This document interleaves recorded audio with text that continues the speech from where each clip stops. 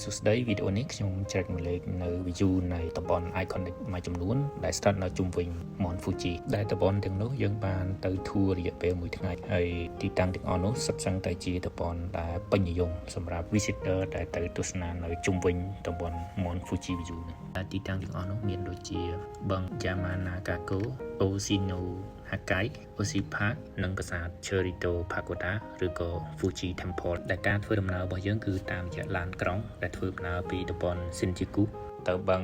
Yamanakako មានចម្ងាយប្រហែលជា110គីឡូឬចំណាយពេលប្រហែលជា2ម៉ោងទៅដល់ទីតាំងអញ្ចឹងនៅពេលដែលយើងបានទៅដល់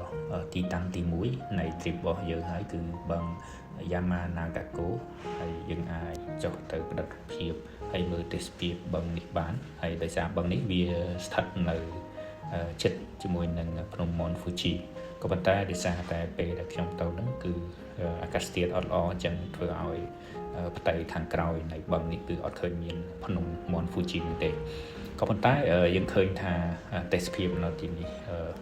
ស្អាតហើយមានទេសចរទៅទស្សនាជាច្រើនដោយសារតែមានដើមឈើប្រភេទស្លឹកប្រែពណ៌មានពណ៌លឿងពណ៌ក្រហមហើយនឹងមានអមជាមួយនឹងផ្ទៃទឹកទៀតផងគឺធ្វើឲ្យបឹងនេះ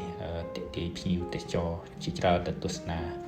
Osino-Hakai ជាទីតាំងទាក់ទាញភ្ញៀវទេសចរដ៏សំខាន់មួយផងដែរ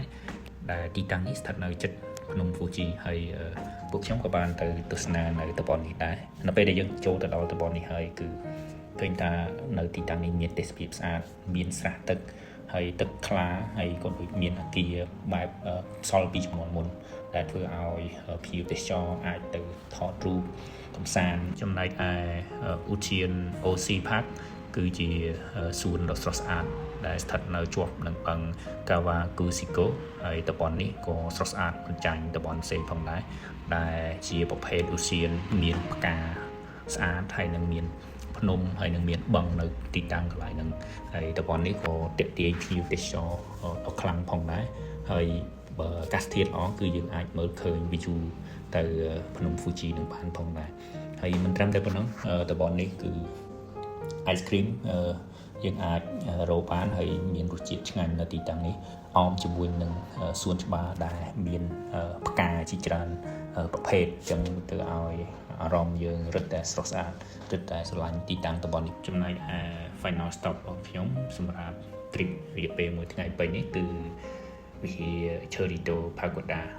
វាជាវិមានបែបជប៉ុនដែលមានកម្ពស់5ជាន់ស្ថិតនៅលើកំពូលភ្នំតូចមួយដែលស្ថិតនៅក្បែរភ្នំ Fuji ទីតាំងនេះក៏ជា